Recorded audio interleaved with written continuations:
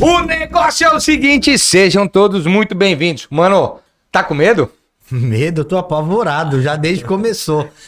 Apavorado no bom sentido, porque realmente essa dupla que tá aqui faz qualquer olho se arregalar positivamente. É uma alegria receber nosso Muito querido Beto Parro aqui junto com a gente e trouxe o parceiro Rafa, bem-vindo, Obrigado. os mentalistas. Gostei da introdução. Aliás, eu queria entender o que é positivamente apavorado. Eu gostei dessa definição. É porque eu não posso demonstrar meu cagaço. Na verdade é isso, entendeu? Então a gente vai dando uma característica. É o medo do bem. É o né? medo do bem. Na verdade, assim, eu quero reforçar a saudade que a gente tava do Beto. Boa. Isso vai entrar aqui. Pô, faz tempo, hein? Faz muito tempo, hein, Beto? E a alegria de receber o Rafa, Obrigado, que só é um conhecia prazer. pela internet. Olha, se Obrigado. vocês gostam de mim, vocês vão gostar muito mais do Rafa. Eu concordo com essa. Será que a gente esquece o Beto e fica só com o Rafa? Eu cheguei depois, mas cheguei com pompa. Aê, não, a gente é fã do Beto e vai ser fã do Rafa também. Já do trabalho a gente já é. Do trabalho a gente já é, a gente fica acompanhando. Vocês viram que o Luiz sabe até termos técnicos, ficou seguindo Tá você. sabendo, tá estoqueando. É porque, na verdade, para você que não acompanha o Mentalista, perdeu tempo. Já deveria estar acompanhando.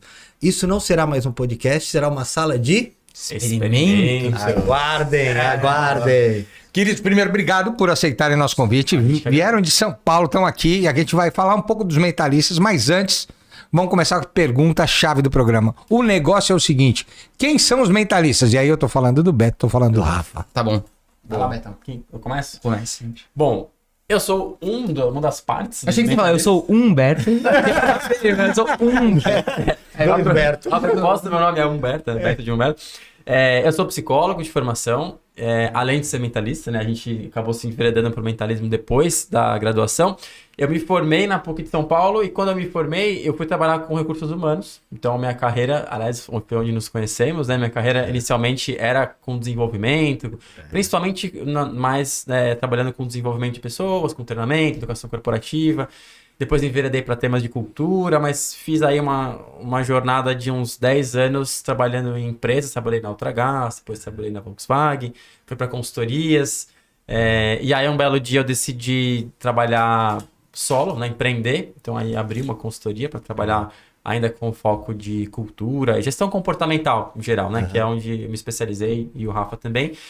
E aí um belo dia a gente teve uma ideia, aí depois já vou entrar aqui mais ou menos no que aconteceu, o Rafa vai contar um pouco da história dele, mas um belo dia a gente teve uma ideia de tirar do papel um sonho que a gente tinha, que era falar de comportamento, falar de psicologia, falar de seres humanos, falar de como a gente funciona, como a gente opera, né, no mundão que a gente vive, de um jeito diferente. Então a gente queria falar de psicologia sem ser cabeção, sem ser uma coisa Conceitual demais. conceitual, exato. A gente queria que as pessoas experimentassem, vivenciassem aquilo, e aí que a gente começou a brincar com a ideia de misturar o mentalismo com a psicologia. Então foi a minha carreira, né? Foi uma trajetória de bem assim, corporativinha, né? No sentido positivo, você pode dizer Claro, assim, trabalhar em empresas, consultoria, conhecer o mundo corporativo, conhecer o mundo organizacional, estudar, me aprofundar nisso.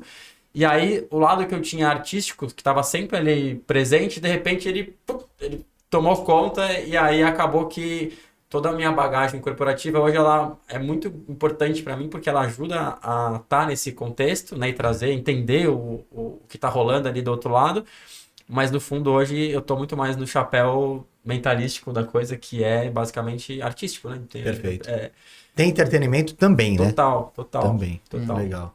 E aí eu e o Rafa a gente se conheceu na faculdade, mas... Eu fiz faculdade de psicologia também, sempre tive interesse em fazer psicologia. Tava na dúvida uma época se ia fazer medicina ou psicologia, aí fiquei com preguiça de estudar. Brincadeira, não foi isso. Psicólogos daqui a pouco estão mandando mensagem aqui. Psiquiatra feira. A esposa do Lu é psicóloga, vai tomar uma bronca hoje. Mas então eu queria fazer psicologia mesmo e quando conheci o Beto, ele era mágico. Ele não né? Também era um cara muito bem apessoado, um cara mágico em outros sentidos, mas é um cara, ele fazia mágica. E eu nunca eu tinha visto mágico já em festa, etc, mas nunca tinha conhecido alguém que sabia fazer e que eu convivia todo dia. E todo mundo quer, me ensina a fazer alguma coisa. E quando eu falei isso pro Beto, me ensina a fazer uma coisa, ele falou assim, você quer aprender, vai fazer um curso. E não foi fazer um curso no meio. Ele falou, tem um curso, ele aceitou e eu fui atrás. Acho que surpreendeu ele, na verdade, que a maioria das pessoas pede pra aprender alguma coisa rápida. E eu fui fazer um curso. E ficava uma época, eu e o Beto, a gente fazia apresentações de mágica tradicional, na faculdade de psicologia, em Semana da Psicologia e tudo mais. Então a gente sempre teve uma ideia de ter uma dupla com um viés artístico, trabalhando conceitos de psicologia. Isso foi de 2003, 2004, sei lá quando é que foi isso. E aí, a gente se formou, eu da psicologia fui cair em educação infantil, trabalhei muito tempo em educação infantil lá em São Paulo, professor de sala de aula e tal. Que legal. E aí, em 2016, o Beto e eu começamos a gente não sabia o que ia sair dessa bagagem artística nossa, e aí a gente teve a ideia de montar uma peça de teatro que falasse sobre o comportamento humano, só que de um jeito que fosse mais lúdico, porque a gente percebeu que montar uma palestra e ficar falando de como pessoas funcionam pode ser um pouco... Não é pra todo mundo. Tem gente que entra, acha meio chato, meio entediante e tal. E a gente decidiu misturar, então, o mentalismo, que é uma subcategoria do ilusionismo. A gente trabalha com ilusões psicológicas. Então, vem dessa bagagem do ilusionismo, de como você controla a atenção das pessoas, pra onde você leva o olhar das pessoas. Então, mistura esse lado também da psicologia. E a gente incorporou essas coisas de mentalismo num texto de psicologia e fez uma peça de teatro.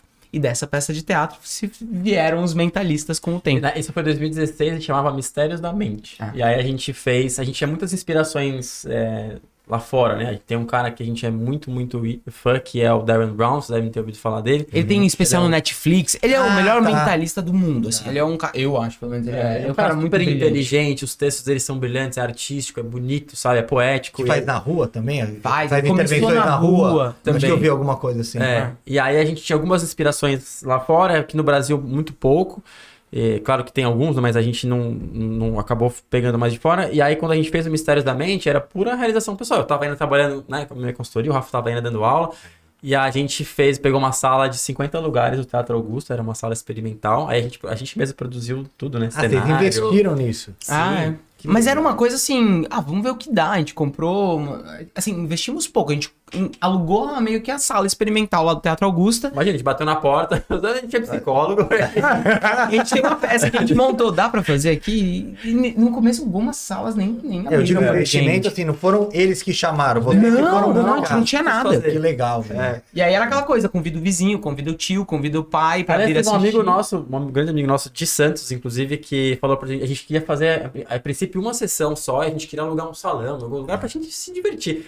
Ele falou, por que vocês não vai atrás do teatro, faz um negócio legal, vai lá. Foi isso mesmo. Faz mais de uma legal sessão. Esse impulso, né? A gente, tá bom. E a história que virou, assim, lendária nos mentalistas foi que na primeira sessão, que era aquela coisa mais pra família, os amigos que vieram assistir, 50 lugares. Uma pessoa do nada sentou que a gente não conhecia, e essa pessoa era um colunista da Ilustrada. Era da Ilustrada na época. Era. E ele fez uma crítica de um filme, meteu o pau num filme, nem lembro que era, numa quarta-feira. E eu comecei a receber ligação da minha família, ele falou, mas vocês estão no jornal. Eu, como assim? Aí depois da crítica que ele fez ao filme, uma crítica pesada inclusive, ele falou assim, mas vocês querem ver um negócio bom, vão ver Mistérios da Mente. Que animal! E o que era pra ser, então, aquelas 5 sessões que a gente tinha, 4 sessões que a gente tinha alugado o teatro pra 50 pessoas, que ia ter que chamar o vizinho 2 vezes, pra encher, começou a não ter mais espaço, vendeu tudo pras próximas sessões. E a gente falou, bom, tem alguma coisa aqui, tem algo rolando. E aí a gente, quando acabaram as sessões, a gente desligou o projeto por um tempo, reformulou ele. Um ano, né? Mais ou menos pra reformular. Caramba, vocês pararam por um ano mesmo com esse resultado bacana. Exato. Até porque a gente tinha que seguir as nossas vidas. Tem que trabalhar, chamando. Isso é um ponto, inclusive. A gente não tava... Isso não era a nossa carreira ainda, né?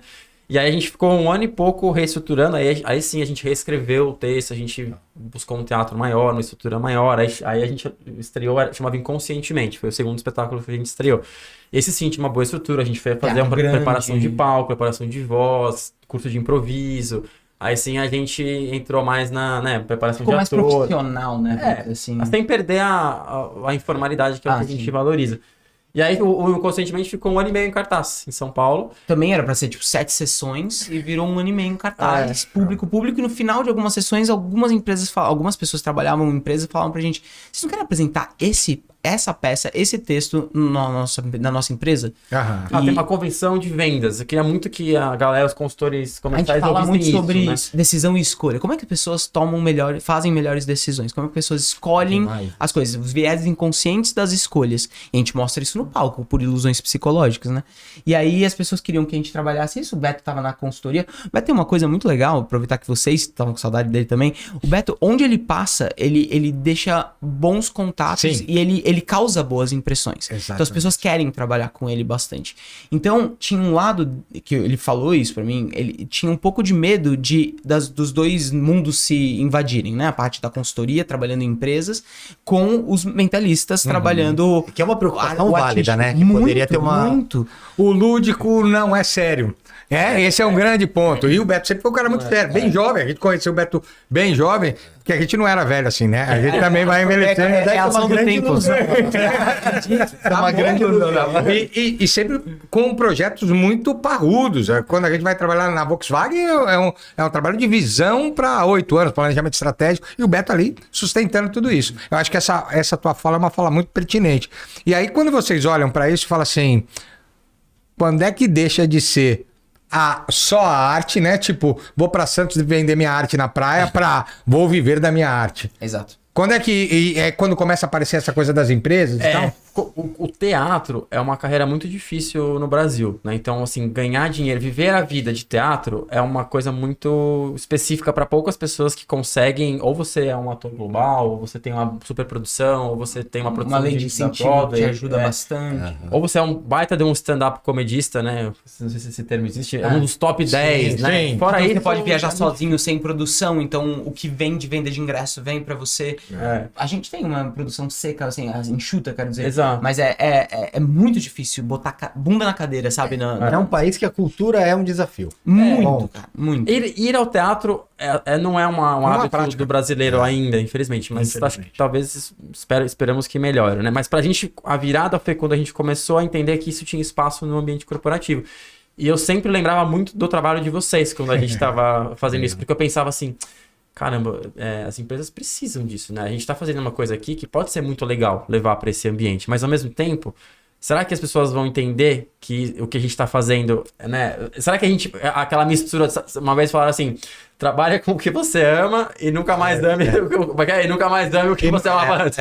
E eu tinha medo disso, de que quando fosse pro corporativo, eu fosse perder o prazer que a gente tinha. E aí, a surpresa foi que foi o contrário, né? A gente começou a conseguir fazer isso nos eventos corporativos e começou a ser muito prazeroso. As pessoas, né, gostam muito, elas vêm conversar com a gente e ficam quebrando a cabeça e a gente adapta os textos, né, para o que o cliente pede pra gente trabalhar. A gente sempre deixa pulga atrás da orelha, né? Então, aquilo começou a ficar prazeroso e ao mesmo tempo começou a ser viável como um business mesmo. Então, comercialmente dá um ganho, né? Também. Exato. Tem uma alavanca aí, né? Exatamente. É importante contextualizar uma coisa aqui, porque quando a gente fala do lúdico, durante muito tempo misturaram, né, o lúdico com abraçar árvore, depois o lúdico é a gamificação, é o joguinho, né? O lúdico tem uma potência enorme. Vocês estão trazendo vocês chamam de subcategoria do ilusionismo, né? O mentalismo. Exato. Então, a gente está levando o lúdico para dentro das organizações, só que por trás tem um estudo de psicologia, tem um estudo de viés de inconsciência, neurociência,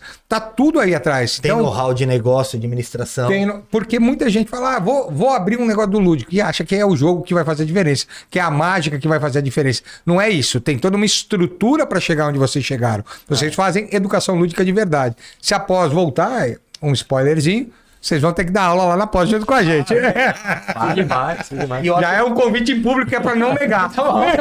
Deixa marcado isso. Deixa marcado. Mas isso que o Zé falou é muito legal, porque vendo o vídeo de vocês acompanhando, É isso aí. vocês gravam muito a questão, vocês fixam muito a questão do briefing. Pegar o briefing e transformar isso em algo que vai fazer relevância para a empresa. Então, acho que é legal falar sobre isso, porque senão é o entretenimento. Vocês já fizeram entretenimento. Como é que a gente consegue trazer uma atenção plena, como vocês falaram, por exemplo, na questão de segurança? E vocês falam de CPAT, tudo isso que é muito legal. Então, trazer o lúdico como um start, um estímulo para falar do que está por trás daquela ação. É mais ou menos isso? A nossa ideia é não invadir a área de expertise das empresas. Então a gente está falando com vendedores, ou a gente está falando com o pessoal que trabalha em fábricas grandes, então a gente vai fazer um CIPAT. Eu não vou ficar dizendo para a pessoa por que ela tem que usar a luva, ou por que o capacete, ou não é o capacete que fala, né, dentro lá do EPIs, obrigado. Não, a gente não vai falar sobre isso, a gente vai falar sobre como é que o comportamento humano avisa a gente dos perigos de segurança, risco. Então, como funciona o nosso processo de atenção, né? Por que às vezes você acha que você domina o que está ao seu redor e a gente mostra que não é bem assim. Ou como às vezes um comportamento seguro, ele é um hábito que você vai ter durante muitos anos e ele não vai te gerar nenhuma consequência porque você não vai ter nenhum acidente, você felizmente. Tá tendo recompensa, né? Exato. E aí, um belo dia que você fala, tá tudo tranquilo, você não faz, e é lá que acontece, né? O incidente, o acidente. Então, a gente traz o aspecto humano para essas questões. E como a gente não fala daquilo que as pessoas entendem, não fica artificial. Porque eu acho que a pior coisa é a pessoa que não é vendedora vai falar com um bando de vendedores. Eu nunca vendi uma caneta. Isso, né? Exato. Então, assim, a gente vai falar sobre comportamento humano, sobre como a psicologia das pessoas funciona, como é que são as leis da persuasão. Como é que eu posso fazer você concordar comigo ou aumentar as chances de você concordar comigo, de falar alguma coisa assim. Então a gente pega esses temas e leva para as empresas, leva para as corporações e trabalha isso desse jeito lúdico, que é, olha, a gente vai falar sobre persuasão e a primeira coisa que eu quero contar para vocês é que todo mundo aqui está sendo persuadido, está sendo influenciado o tempo inteiro, porque é isso que seres humanos fazem. Então, um teste agora para todo mundo que está ouvindo o podcast ou assistindo a gente, se vocês pensarem agora que o olho de vocês está ficando seco, só de eu ter falado isso, a atenção de vocês vai pro olho. E aí é uma desgraça, porque todo mesmo quem tá ouvindo... E aí você tá piscando agora, você tá querendo mexer no olho. Porque eu falei, você teria mexido se eu não tivesse falado, eu aumentei a probabilidade do seu olho ficar seco, ele tava normal e você só levou atenção. Esse tipo de coisa é um jeito interessante de trazer o público para dentro da participação, é interativo com a palestra, e para além disso a gente faz outras coisas também, óbvio, mas que a gente também tá colocando na cabeça das pessoas que ninguém é liberto de influência, que eu sou mais eu e eu que decido as minhas coisas. A gente faz parte de um contexto, a gente faz parte de um coletivo. Então esses são temas, por exemplo, que a gente trata que são bem caros pra gente. E pegando esse exemplo, acho que só para trazer um pouco da prática, né, quando a gente faz isso, a gente vai lá e insere um conceito que a gente acha que cabe ali. Então, por exemplo, quando o Rafa fala... Eu vou fazer vocês piscarem, agora vocês estão prestando atenção, né, nos olhos de vocês e vocês vão piscar. Tem um fenômeno que a gente chama de reatância psicológica, que é quase como se fosse uma imunidade à influência. Então, quando a pessoa percebe que alguém está tentando, de alguma forma, influenciar alguma escolha dela, é como se um mecanismo de defesa para retomar o controle falasse assim, não, então eu não vou piscar. E ela faz exatamente o oposto do que ela acha que você está querendo que ela faça. Uhum. E depende da maneira que eu proponho isso, eu posso induzir, porque eu sei que ela vai fazer o contrário do que eu pedi. Exatamente. Imagina um cara de vendas isso. falando assim, nossa, entendi. Então, quer dizer, se eu ficar tentando empurrar para ele o produto que é o que ele sacar que é o produto que para mim tem a maior margem, eu disparo talvez eu tô fazendo o contrário. Exatamente. Reatância psicológica. Que demais. Eu não sei o que vocês fizeram, mas meu olho não para de encostar aqui. Eu tô... E não é idade, foi a indução mesmo. É muito legal isso. Adorando. Aproveitando tudo isso aí, eu sei que vocês prepararam um monte de coisa aqui pra gente. Vamos começar com essas coisas? Vem em ação? Vamos sim. Pra quem tá no áudio, as pessoas vão poder acompanhar. Acho que é legal a gente ir narrando o que tá acontecendo. Bom, a gente vai falando. Pra quem tá no vídeo, vai ser mais fácil. Tem uma coisa que a gente fez juntos, eu lembro, em um dos projetos mais legais, né, que a gente fez, que vocês criaram, era um dia inteiro, né, de interações e ativações. E aí no final tinha um vídeo de um filme do Will Smith, vocês lembram? Que era aquele... do cubo mágico? Exatamente. Procura da Felicidade. E aí eu lembro que a gente entregou pras pessoas, né, brindes, cubo mágico. Eu tinha esquecido disso mesmo. Eu lembrei agora. E o Luiz tem uma memória boa. Maravilhoso. Toda vez que eu penso no cubo mágico, eu lembro dessa... Que legal, que memória boa. E a gente trouxe aqui, pra começar a aquecer, não é ainda o cubo mágico, a gente trouxe esse aqui é um cubo 2x2. Ele é um cubo pequenininho. Ele não é daqueles que você monta, né? A gente vai usar ele para uma outra lógica. E o legal do cubo é que ele tem cores que remetem pra gente a coisas do nosso dia a dia.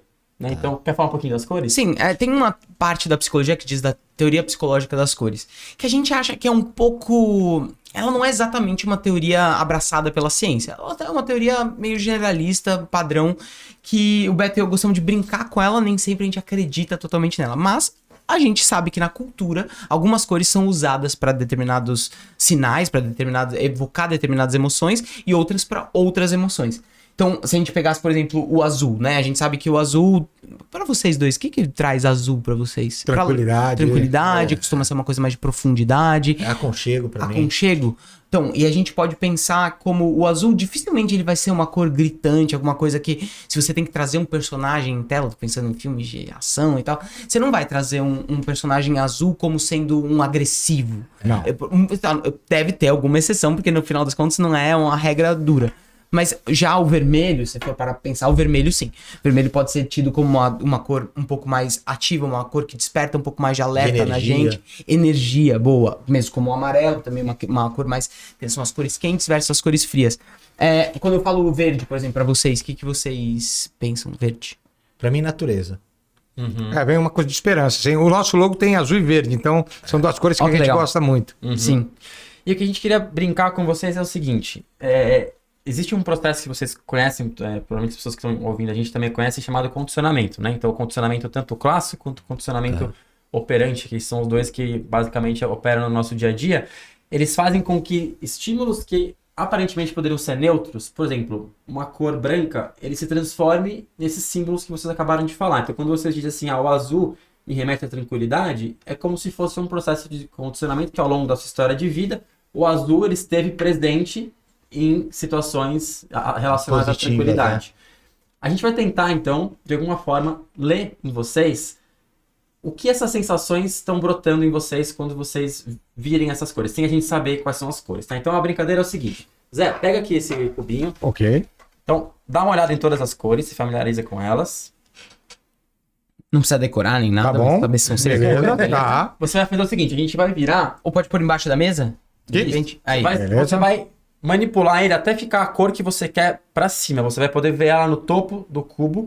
E essa cor, eu quero que você mentalize ela fixamente. Podem vocês dois olharem, Tá. de repente vocês decidem, mas só não mostra pra cima da Não mesa. vai fazer aquela movimentação. Não, mexer É só escolher a cor que a gente quer. Sem embaralhar. A cor que a gente quer. E deixa pra cima que você... Deixa pra cima a cor. Tá. Fechou. Já temos. Tá pronto. Já? Pronto? Já. Podemos virar? Podem. Tá bom. Legal. Então, a primeira cor, a gente falou de várias opções aqui, né? As pessoas, quando escolhem a primeira, elas, até por uma questão de facilidade do processo, elas tendem a escolher aquela que ficou mais marcada na nossa conversa anterior. Então, a gente falou um pouco, né, sobre Acabou a o podcast, obrigado. Então, nosso palpite é que a primeira cor é azul, é isso mesmo? Ok. Azul. Eu vou me controlar aqui. Eu adoro essas coisas. Mas vamos de novo. E atenção, de novo, reatância psicológica. Vocês até podem escolher o azul de novo, porque vocês não precisam pensar em outra coisa. Mas dificilmente as pessoas mantêm. Eu quero que agora vocês pensem... O Beto falou, as cores que a gente falou. Tem tem uma cor que a gente não falou agora. Todo esse tempo. Sim. De repente vocês querem ir pra essa. Mas agora que eu falei por reatância psicológica, vocês não querem ir. Pensa em uma outra cor. Podem escolher em dupla, de repente. Tá bom. Se quiserem até deixar na mesa e cobrir com a mão, para todo mundo. Pronto, já tá na mão do Lu. Pode virar. Pode virar? Pode. Tá bom. Eu tô pegando, como diz, agarrando ódio. Então, pensa nessa cor, pensa na emoção que ela passa pra vocês. Pensa num objeto que é dessa cor. Tá. Tem uma coisa da sua postura que você tá tentando transmitir uma neutralidade. Você tá se portando muito. Não, eu tô intacto pra vocês não olharem nada pra mim. Eu tô aqui, ó. Embaixo a perna daqui, assim. Você não tá nem piscando, nem se movimentando muito. Agora você piscou, na verdade, quando eu falei É isso. porque o olho tava seco da outra vez. Perfeito. O que leva a crer que você provavelmente não repetiu a cor anterior e você não foi pra nenhuma cor muito vívida ou muito gritante. Você provavelmente você foi pra uma cor que tem a ver com... Por acaso, você tá pensando em branco. Que ódio! Que ódio, velho! E eu tava aqui assim, eu não posso olhar pra caneca. Que a caneca é branca. Eu tô olhando a cara do Pedro. O Pedro é o nosso né? diretor. Ele tá olhando lá, ele tá pirando lá, cara. Tá vendo tudo. bom. Zé, a gente vai fazer a última vez, mas legal. agora eu tenho um desafio adicional. Eu quero que você agora busque na sua memória a imagem de uma celebridade, uma figura, Personagem, uma figura, uma pessoa, alguém famoso, enfim, e resgate ela e deixa essa imagem vívida na sua mente. E que você tá na sua mente? Não é aquela que a gente... Pode ser. Pode ser aquela? Sim. Pode, então tá. Só pra recapitular, você falou aquela porque antes da gente começar a conversa, eu pedi pra você pensar numa... Isso. Pra gente ganhar tempo aqui, foi... É. Só confirma, você não revelou pra gente, você não contou pra gente. Não sabem, não sabem. Tá Você bom. sabe. Eu sei. Mas beleza. Eu sei, mas não... Tá bem. Eu não vou nem piscar. Eu quero que você escolha a última vez, uma última cor. Tá bom. Que quando você escolher, depois que você escolher essa cor, você passa a mentalizar essa pessoa que tá na sua mente. Eu escolho a cor e penso nessa pessoa. Isso, e não fala em voz alta. Tem que relacionar a cor com a pessoa? Não precisa. Tá. Não Tá, precisa. tá bom. Já foi. Já foi? Já foi. Pode virar? Pode. Aqui já. Poker Face agora eu vou fazer. Nossa. Tá, então vamos lembrar. Foi azul, branco.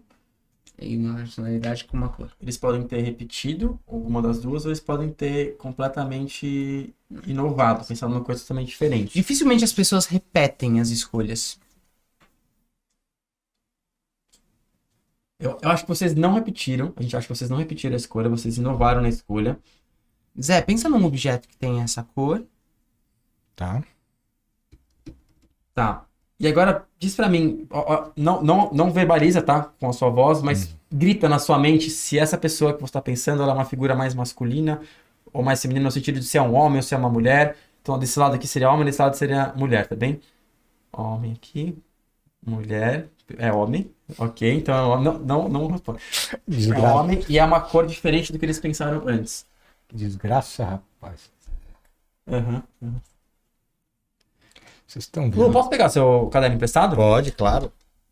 Tá bom. Aqui a luzona também. Vou pegar aqui por enquanto. Quer Posso caneta? pegar? Quero. Zé, pensa nessa pessoa, olha pra mim. Meu Deus do céu. Peraí. Pensa na primeira letra. A, B, C, D, E, F. A, B, C, D. Tô com ódio, rapaz. Pensa na segunda letra. A. Rapidinho, eu sei o que é. Eu sei o que é. Eu sei o que é. Tá chegando o áudio aí, Pietro, tá bom? Tá vendo aí? Tá ouvindo? Pedro, eu vou dar um bico na mesa, Pedro. Eu tô ficando aqui com ódio. Tá. Ok. Zé, tá pensando no vermelho, né? Olha aqui pra esse negócio, desgraça, Agora, né? agora rapidinho. Quer falar pra ele falar? Vou mostrar pra câmera de repente. Uhum. Gente, vocês estão vendo antes do Pietro, tá aí? Tá aí? Dá Pegou pra a ler, câmera? dá Tá, pra tá. ler. Pietro falou. Zé, em voz alta. Em que você estava pensando? Darth Vader. Cara, que genial. Caraca, meu! Que genial. Eu não apaguei a imagem. Eu tenho no histórico aqui. Não é possível isso. Caramba, velho. Tati. Meu pai do céu. Falei, o Darth Vader eles vão achar nunca. Porque se é uma coisa fictícia é mais difícil mesmo. Mas É, exatamente. Caraca, meu. Deixar marcado aqui. Que demais. O Pietro tá pirando lá. Vai pensando aí, Pietro. Cara, mas que legal, assim. Que bacana. É claro que tem muita técnica. Tem muito estudo, né? A gente tá vendo isso. Tem muito estudo. O tempo inteiro vocês estão fazendo leitura do que tá acontecendo no cenário. Sim, sim. Isso ajuda demais as pessoas a lidar com outras pessoas, né? Não estou dizendo que o caminho para isso, claro, tem todo um background de formação em psicologia, tem o trabalho que a gente já falou do lúdico, do aprendizado. Mas a conversa, o que eu queria perguntar é, quanto tempo para chegar nessa leitura sobre o outro, para olhar para isso? E aí eu completo. Nunca erraram? Ah, essa pergunta as pessoas fazem bastante pra gente se errou. A ideia é, como no background de mágica, você tem um plano B pras coisas. Como ninguém sabe pra onde a gente vai. Eu começo aqui falando de cores. Boa, o script e de é teu. repente, então assim, se eu tô achando muito difícil, eu posso puxar um fio pra ir pra outro caminho. E isso me dá um pouco mais de abertura pra... Eu vou achar uma saída pra isso daqui. Se eu falo pra você, agora eu vou adivinhar a cor que você tá pensando. Eu já encerrei, eu me engessei. Delitei, né? Poderia trabalhar, por exemplo, com as iniciais do que ele pensou. Que você Por falou. exemplo, se eu não conseguir chegar, eu vou falar, mas tem uma letra D, por exemplo. Aí eu espero você me dar a O reação. importante é que a experiência de quem tá assistindo seja surpreendente. Então a gente pode mudar o caminho, mas a experiência tem que ser... Mas como, sabe? Tem que ficar aquela memória emocional. E tem dois pontos ali. Primeiro, é a nossa presença na ação. era capaz de a gente ficar aqui olhando para isso por muito tempo. Sim. Né? O que é sempre um grande desafio em treinamento, quando as pessoas vêm contratar, falam, mas será que eles vão ficar ligados, vai ficar pensando no celular? Não dá muito tempo para isso. Eu acho que isso é um ponto. E o segundo que é inclusivo. Eu acho que qualquer pessoa, qualquer perfil, qualquer necessidade pode participar da atividade de vocês. Certo. Faz sentido isso? Faz, e tem o lado do... A gente não costuma...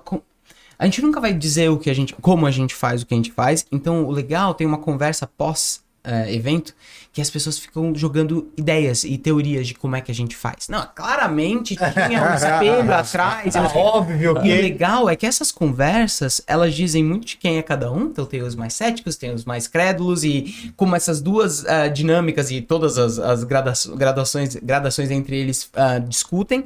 E aí você tem um fenômeno que é como o ser humano fica frente àquilo que ele não sabe explicar. Boa. E acho que isso é estimulante por si só.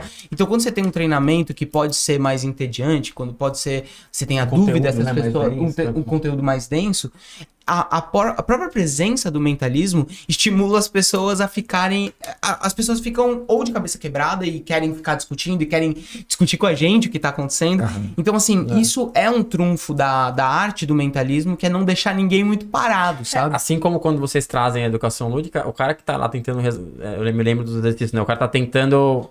com aquela roupa de pegar a cesta. Tentando pegar a cesta, ele não vai parar pra ver no WhatsApp quem que tá isso. imerso naquilo, né? E a nossa experiência flow, do palco né? é Ele isso. tá no flow. Ele tá no Isso, flow, tá no exatamente. Agora, tem uma coisa muito importante que a gente tem que falar, que é um compromisso ético nosso, que é assim, o mentalismo, ele se vale de técnicas de ilusionismo, como a gente falou. Então, a gente usa a psicologia para construir os nossos textos e deixar as mensagens, e em boa medida a gente poderia fazer o que a gente faz aqui usando só, por exemplo, técnicas de psicologia, persuasão, etc. Mas a nossa taxa de acerto seria muito baixa perto daquilo que a gente precisa. A gente não pode subir no palco e acertar 40% das coisas. A mensagem gente tem não que subir chegaria. no palco e acertar 99%. A gente já errou 1%, é normal que erre de vez em quando. Inclusive, essa semana retrasada, eu tenho alguma marca aqui na testa, bem pequenininha, vocês conseguem ver. A gente faz uma roleta russa com grampeadores industriais no nosso show. Meu pai do céu. Eu vi a roleta russa. E nesse dia, tem uma coisa que a gente aprendeu, até que a gente fala na Cipat, né? A gente foi vítima da nossa própria conteúdo, né? Coisa da repetição, automatizar, aquilo ficar muito automático, muitas vezes feito. Você ganha baixa percepção de risco. Baixa percepção de risco, você quer inovar um pouco, quer ganhar um atalho, quer fazer uma coisa diferente. Aí foi onde aconteceu um pequeno erro. Não foi o grampo, mas aqui na testa, esse grampeador que a gente usa, ele é muito forte, né? E aí a própria linguetinha do grampeador, escapou. a gente não faz na testa, na mente, a gente faz em outras regiões que são mais fofinhas, né? E aí aqui, pá, a hora que ele bateu, fez... Jorrou sangue e tudo? Aí o cara que é credo fala, eu sabia que dava errado, eu sabia que ele ia errar, eu sabia, porque tem o cara que torce pra errar, eu sou o cara que torce pra acertar, eu sou apaixonado por isso, fico encantado. Muito lindo. Né? É muito legal, porque é o que eu falei, técnica o tempo inteiro, as pessoas... E eu acho que isso é um poder do estado da arte. Quando a gente vê a arte do jeito que vocês fazem, se propõem a fazer, a gente vê a beleza, a gente vê a estética, todo o que vocês prepararam. E aí tem um momento uau, que é isso, caramba, né? Eu só tenho palavrão aqui, não tem como. E esse momento as pessoas acham que é fácil de fazer. Tem uma preparação enorme. Vocês estão falando, desde 2016 vocês começaram com essa história para chegar até onde vocês estão chegando, né? Tem muito trabalho, tem muito estudo. Tem. E acho que você trouxe o lado bem legal da arte, que quando se diz eu torço pra dar certo, tem gente que torce pra dar errado mesmo, mas isso é algo bem da mágica. Geralmente a mágica tem um antagonismo com o público, que é eu vou ser feito de bobo. E isso é uma coisa que a gente tenta se afastar, até porque como é interativo, a gente trabalha com as pessoas sobem da plateia pro palco, as pessoas têm que estar à vontade. Então ninguém pode passar vergonha, a gente não pode atrapalhar a pessoa que tá lá. Porque se eu descolo uma risada... Exato. Super alinhado com o que se eu tiro um sarro de alguém pra ganhar uma risada da plateia inteira... Beleza, para aquele momento, quem é o próximo que vai subir no palco? Com que estado que ele sobe?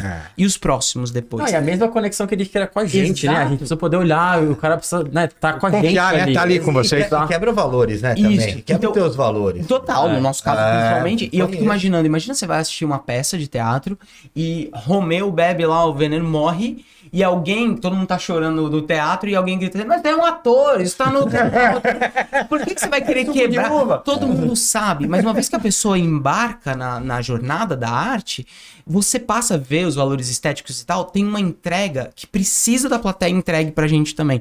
Então, isso a gente fala sobre valores de conexão com o nosso público e o público com a gente. Isso é muito importante no mentalismo, porque a gente precisa da pessoa ali do nosso lado fazendo funcionar. A gente não pode ter uma pessoa travada, ainda que a pessoa esteja com vergonha. A gente é, né? A gente acho que não seria é difícil pra gente nas tá, convivências. Então, enfim. E como vocês falaram da coisa do abraçar a árvore, né? Do lúdico, no nosso caso fica ainda muito forte a coisa do interativo como um espaço de constrangimento. Exato. Então a gente começa, nossa primeira fala de abertura sempre nos eventos é, gente, esse show vai ser interativo, mas queria avisar vocês antes que ninguém vai passar vergonha, todo mundo que vier aqui vai ter uma experiência incrível, se conecta. etc. E ainda assim, um compromisso. Né? É um compromisso. Dá tempo de mais uma? Dá, claro. Bora! Ai. Como assim dá tempo? Bom, não, tá... Não é possível que já tá acabando esse Já. A gente falou do cubo mágico, né? A gente trouxe essa metáfora, mas agora a gente queria ir pra valer mesmo com ela, tá? Então a gente trouxe aqui dois cubos. Esses cubos são aqueles cubos de montagem rápida, então eles são um pouquinho mais molinhos, mas enfim, são cubos... depois vocês... Aqueles de competição, né? Exatamente. Tá.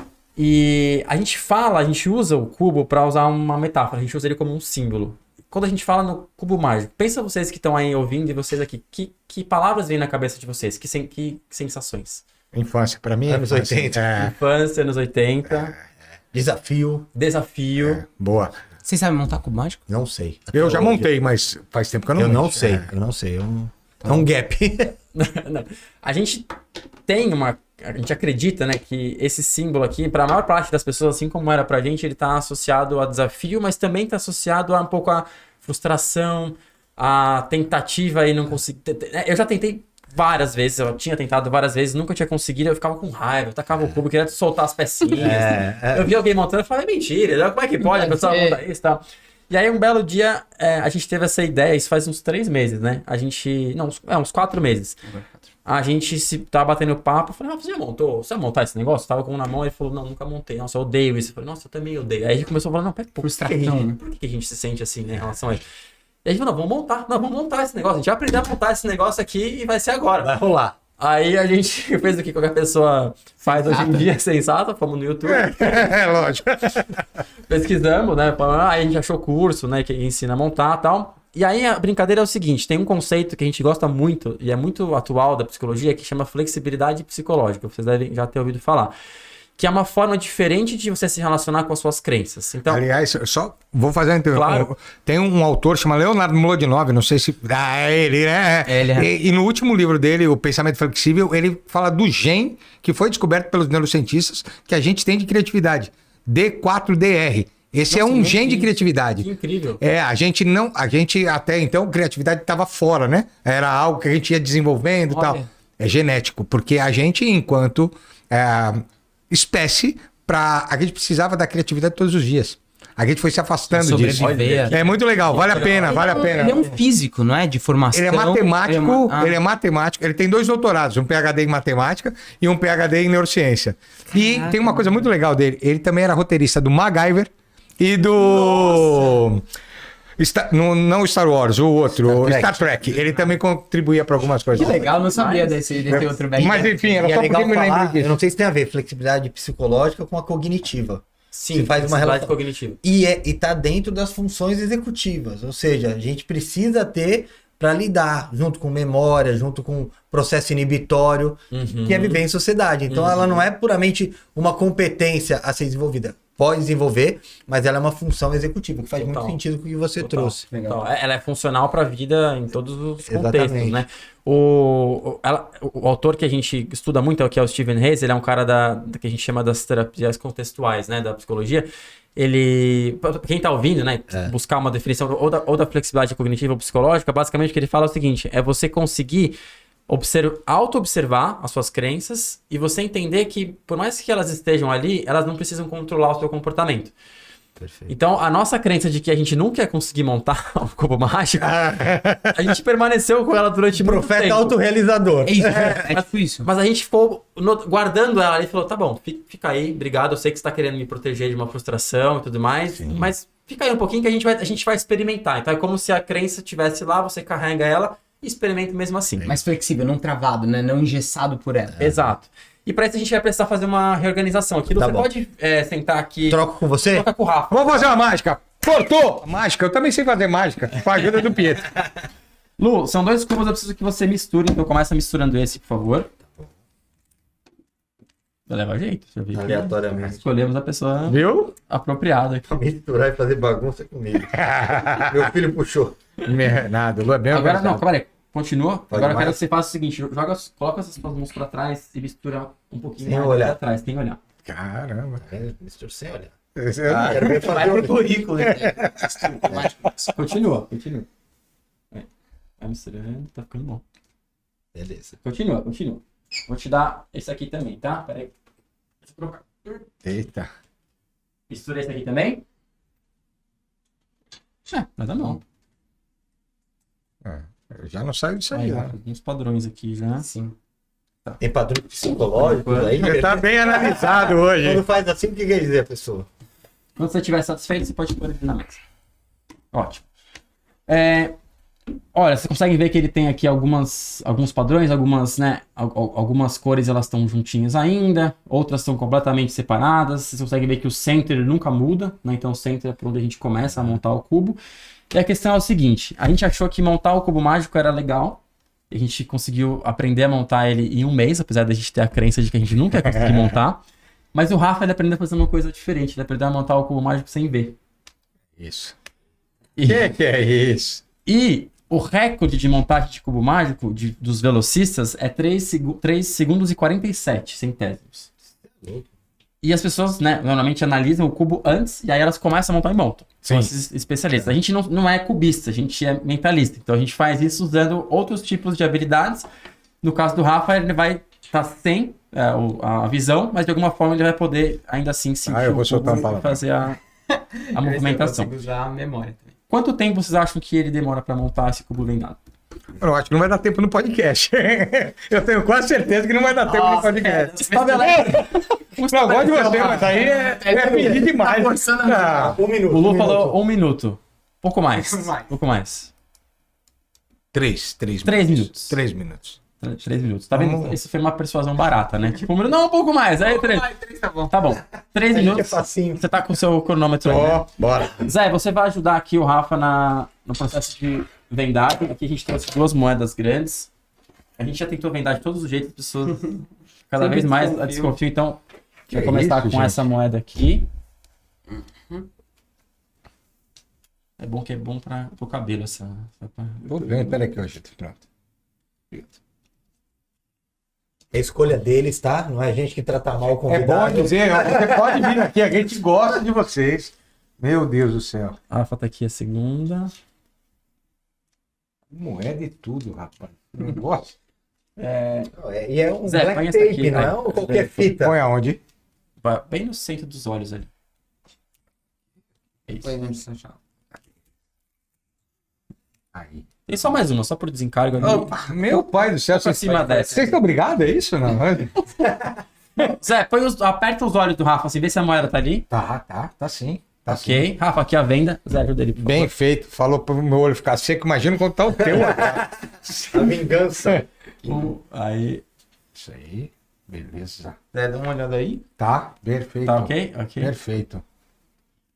Zé, pega o cubo, por favor. Peguei. Você vai entregar ele pro Rafa com a face amarela pra A cima. do centro? Isso, Esse- exatamente. A do centro amarela virada para cima. Aqui, beleza. Isso. Rafa, o Zé vai te entregar. Aí, perfeito. Zé, se o Rafa te fizer alguma pergunta, você pode responder sim ou não. Sim ou não? Tá bom. Tá bom? Se ele te perguntar, Peraí, Tá, antes de mais nada, eu só preciso que eu tenha a face amarela pra cima, que nem a gente já falou, Isso. e que eu tenha tem um ponto branco virado pra mim. Tá, já tá sim. Já tá? Já. Beleza. beleza. Cronômetro? Sim ou não, laranja? Lu, vai você aí. Laranja. que eu tô- Valendo! Laranja? Ah, não. Laranja. Posso Sim. voltar? 1, 2, 3, foi. O cubo mágico ele foi criado por um cara chamado Rubik, lá na década de 80. Ele criou o cubo mágico e ele demorou 1 mês pra resolver. Só para deixar para quem tá apenas nos ouvindo.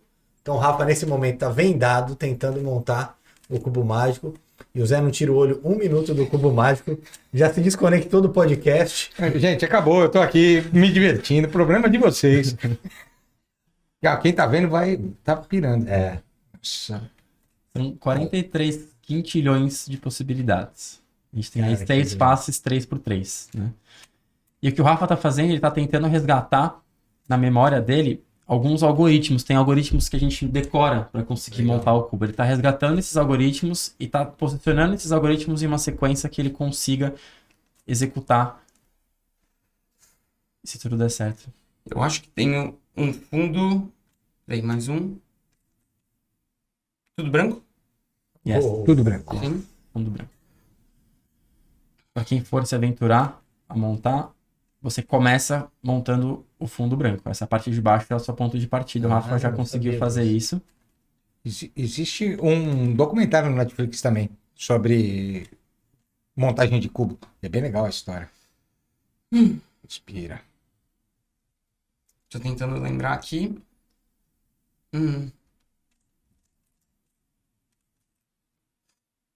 Tudo... Beto. Você tá a um Você- passo de terminar a segunda linha. Zé, eu devo ter um verde aqui em cima, certo? Tá aí mesmo, sim. Eu tava tão feliz que eu desmontei legal, cara. Tava me achando. Você desmontou legal. Né?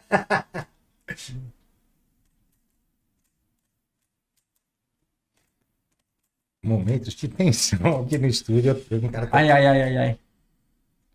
Não fala, você não mostra. Uhum. Zé, quando ele terminar, você fala já. Tá bom. Espero que termine, na verdade.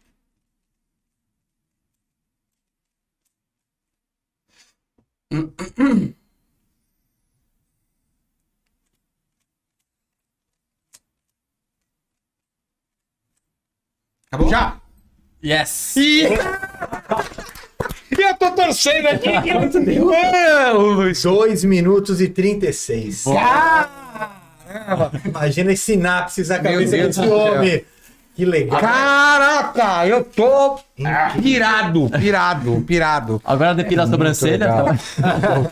É muito... Cara, meu Parabéns. pai do Muito bom. Valeu. Nossa, vocês são demais. Rapaziada, nosso tempo já Não, pera, estourou. calma. Não. Uma coisa, a última Vamos. coisa. Você já montou com o macho alguma vez na vida? Nunca. Você quer montar? Tem um mês? Não. Eu acho que a gente consegue te ajudar a montar em menos de 20 segundos. Mentira, quero ver. Essa é... Olha Fica só. mais pra frente na cadeira. Mais pra frente da Mais pra cara. frente. Aqui, beleza. Olha, tem uma reputação lembra que lá você- nesse podcast, hein? Lembra que você misturou? Lembro. Como Você não? já montou alguma vez na vida assim ou não? Nunca. Tá nunca. bom. Essa é uma história que você contou na sua cabeça. Eu nunca montei um cubo mágico. E desisti, na E verdade. desistiu. Tá bom, vamos tentar olhar pra ela de uma outra forma? Vamos. Põe suas duas mãos pra trás. Eu vou contar 1, 2, 3 e já e vou colocar o cubo na sua mão. Você vai fazer um único padrão de movimento que eu vou te ensinar. Ele parece que não faz o menor sentido, mas você vai ter que confiar em mim, tá bem? O movimento que você vai fazer é esse daqui, ó. Olha o que eu tô fazendo. Tá vendo? Aham. Assim e assim. Você pode escolher, tá bom? Se você quer assim, assim, assim ou assim. Você nunca vai fazer isso, Tá bom, entendi. tá bem? Parece que não faz sentido, confia em mim. Tá bem? Olha só, vamos ver. Aqui tem um quadrado importante pra gente. Deixa eu pôr o algoritmo na minha mente. Aqui. Todo mundo conta 1, 2, 3 e já, tá bom? Tá Deixa bom. as mãos posicionadas. Preparados? Preparados. 1, 2, 3 e já. Pera um pouquinho. Não, 3. 3, 4, 5, 6, 7, 8, 9, continua. 10, 11, para, 12. Parou? Lu, você já tinha alguma vez montado o cubo mágico? Nunca. Se esse cubo tiver montado aqui, como você trouxer pra frente, essa história na sua cabeça ela vai continuar ou você acha que ela vai dar um tilt? Eu serei grato a você. 1, 2, 3, já, pode mostrar. Uau! Maravilhoso, maravilhoso. Uau! Os mentalistas, senhoras e senhores, que alegria! Cara. Que alegria, vocês são demais. Rapaziada, tô que nem criança, coração pleno, assim, de criatividade, de energia. Muito obrigado, Beto. Obrigado, Obrigado, a gente, Rafa. obrigado pelo convite. Vocês são demais. Lá vem. Você tá com um lugar na sua mente. Eita! Um lugar importante. até cair aqui da cadeira, mas vambora. Por acaso, é muito inusitado. Nunca peguei esse lugar antes. Você tá pensando no estádio da Portuguesa Santista? Urico Mursa, estádio da Portuguesa Santista. Que louco! Deixa eu até puxar aqui. Nossa, caraca, como é que você vai nessa, meu? É isso, gente. Segue da esses Portuguesa. caras. É demais. Segue esses caras, eles são demais. Os Mentalistas, siga a gente por lá. Temos sempre lá experimentos postados, eventos, enfim, a gente põe tudo lá. Obrigado. Beto, obrigado, Rafa. prazer. Maravilhoso Obrigado, estar com gente. vocês. Foi ótimo. Turma, maravilhoso. Valeu. Curta aí, um abraço. Valeu.